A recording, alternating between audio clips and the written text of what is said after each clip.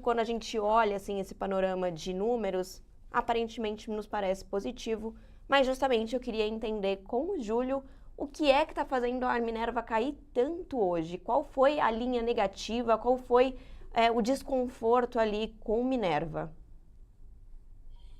Boa, então, Minerva foi um papel que enganou muita gente hoje, né? A gente viu aí vários relatórios do sell-side, de bancos falando assim, o resultado veio muito bom, e de fato, à primeira vista, pareceu bom, né? Então, a gente viu aí a empresa gerando um fluxo de caixa livre, que, assim, não dá para dizer que é exatamente o fluxo de caixa livre, tá bom?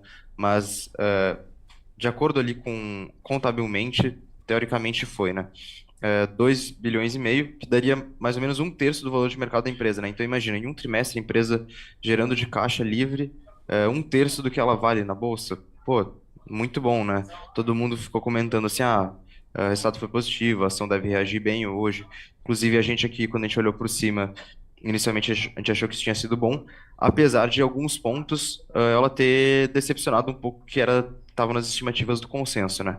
Então, falando o que que decepcionou, né? A gente foi ver aqui depois que o papel começou a reagir mal, inclusive, que surpreendeu muita gente, né? A gente viu que essa geração de caixa, ela foi teoricamente muito positiva por causa de uma liberação de estoques, né? Então, foi uma redução muito forte de estoques e também uma melhora na questão de prazo de recebimento de clientes. Então, às vezes a empresa ela fica esperando para receber dos clientes, então vai ficar ali esperando 60 dias, 90 dias, e às vezes ela pode até antecipar, então ela pode receber antes e entregar o produto depois, né? Então tem um descasamento aí de o que que acontece no balanço ali de lucro, de EBITDA, receita, etc., e o quanto ela realmente está recebendo, né? E dessa vez ficou parecendo que a empresa realmente tinha tido uma, pelo menos do ponto de vista de caixa, um resultado muito bom. Só que, na verdade, tudo isso foi basicamente um manejo dessas contas aí que ela tem para receber, que poderia receber nos próximos trimestres.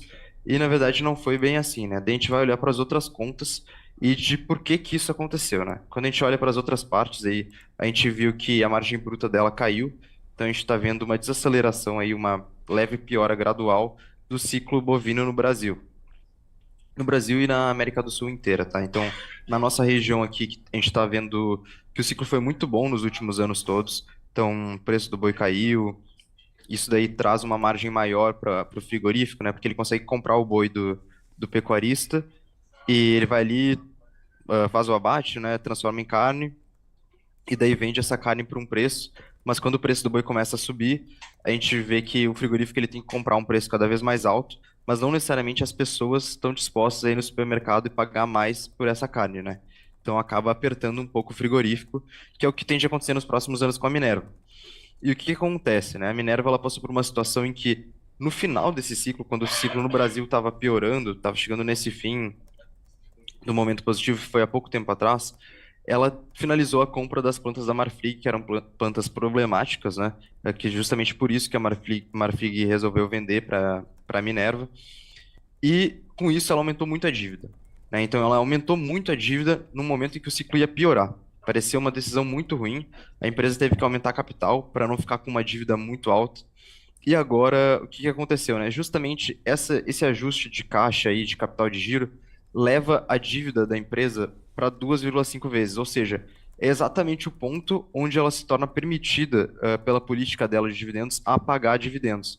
Então, inclusive, levantou um questionamento aí, né? E daí é o ponto que fica essa dúvida aí por parte do mercado, se a empresa de fato vai conseguir gerar mais caixa para frente e se ela vai pagar dividendo. E se nesse caso o dividendo seria alguma coisa positiva, né? Porque a empresa acabou de sair de uma situação bem grave financeiramente, que ela precisou fazer um aumento de capital para conseguir manter sustentabilidade financeira e agora ela faz esse manejo aí de contas, um manejo contábil, de certa forma, para conseguir, possivelmente, curiosamente, né, tá 2,5 vezes a alavancagem e poder pagar dividendo. Então a gente fica aí nessa dúvida se assim, do lado de governança, né, isso está correto. Então, pagar dividendo, mesmo com a empresa numa situação financeira que ainda é difícil, possivelmente, se ela vai conseguir continuar gerando caixa mesmo com o ciclo piorando, se ela vai conseguir compensar isso através de exportações, que é uma possibilidade, mas ainda não é certo, tá? Então, por enquanto, a gente tem ficado aqui, a gente tem levado essa notícia de uma maneira bem negativa.